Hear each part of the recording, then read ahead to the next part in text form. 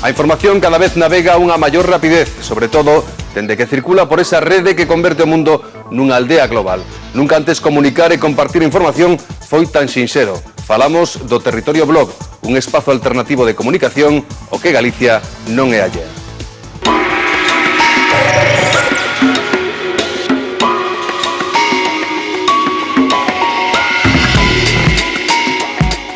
Un novo espazo de comunicación vais abrindo paso paseniñamente na rede. Son os denominados blogs, tamén coñecidos como cadernos de bitácora, un soporte que ten cada vez máis adeptos entre os usuarios de internet.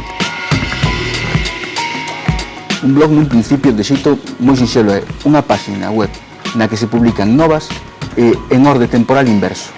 Isto é que o último que se publica é o primeiro que sai na páxina. É un diario, unha páxina web persoal que se actualiza periódicamente. E a partir de aí a podemos enriquecer con todo o que nos queiramos fazer. A través dos blogs, calquera persoa pode crear o seu propio espazo para expresarse na rede. Calcúlase que uns 23 millóns de persoas en todo o mundo manteñen aberto un blog en internet. Galicia non é allea a este fenómeno. Os primeiros blogs que comezan a postear, a publicar cousas de forma consolidada empezaron no ano 2002, máis ou menos. Digamos que dende hai 2-3 anos é cando se popularizou realmente o uso de bitácoras. Probablemente no último ano ou nos últimos 24 meses ou así o uso de bitácoras xa foi abrallante. Se o ano pasado, 2005, foi o fenómeno da emerxencia do fenómeno blog en Galicia, este ano 2006 debería ser o da súa consolidación. Temos, non sei, neste momento a cantidad de blogs, porque hai varias cifras, pero hai quen falen mesmo dun milleiro de blogs, non parece moito, pero bueno, pode que sexa 500 ou así máis ou menos. É unha cifra moi alta, non? Galicia está a cola das comunidades en implantación con internet, en todo o Estado español. Ten un 18% creo de implantación de internet, hai 1000 blogs. Eso significa que hai unha auténtica avalancha de contidos de xente, sobre todo de xente con ganas de comunicar. Cada vez máis as novas tecnoloxías están a disposición de calquera usuario.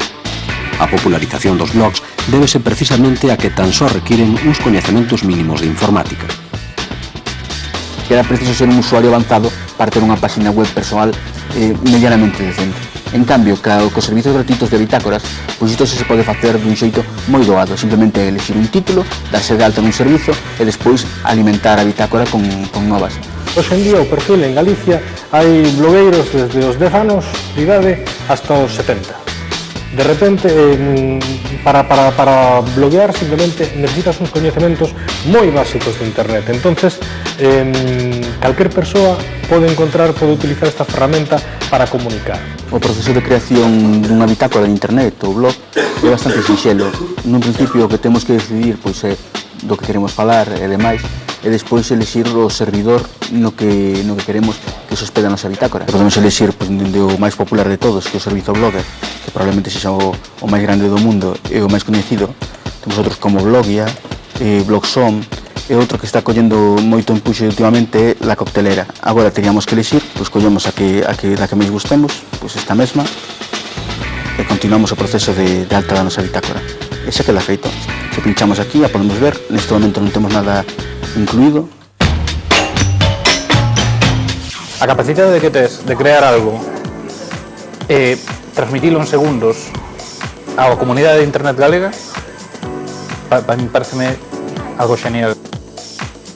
Por un lado temos o blog como o blog adolescente, ese blog que está cheo de comentarios moi breves, moi parecido en certo modo a como funcionan os teléfonos móviles. Despois está o blog dos expertos, xente que prefire facer o seu blog sobre un tema determinado do que habitualmente sabe un montón de cousas e o concibe casi como un medio de comunicación especializado. E por terceiro lugar está un grupo tremendamente heteroxéneo de xente que plantea o blog como creación artística ou como biografía. Ahora os blogs permítenos crear e distribuir automáticamente, sobre todo ter un feedback, unha intervención por parte do visitante e un comentario por parte do visitante igual de inmediato. Ademais de darlle voz pública a quen non a tiña, outra das razóns que explican o éxito dos blogs é a capacidade de resposta dos lectores. Milleiros de comentarios enriquecen a diario estas páxinas persoais, facendo delas un espazo para compartir información e contidos diversos. Mais aló da escrita en solitario está o traballo da comunidade de blogueiros que participamos nas nosas páxinas, pero tamén nas páxinas dos outros. O máis importante para min é que o meu blog, Capítulo Cero, é un espacio no que eu lle recomendo a xente as cousas que lle recomendo aos meus amigos. Quero que ese é un espacio para compartir, unha mesa de cafetería. As cifras máis recentes poñen de manifesto o alcance deste fenómeno. O 25% dos internautas entran a diario nalgúna destas páxinas persoais, convertidas xa nun universo propio dentro da rede.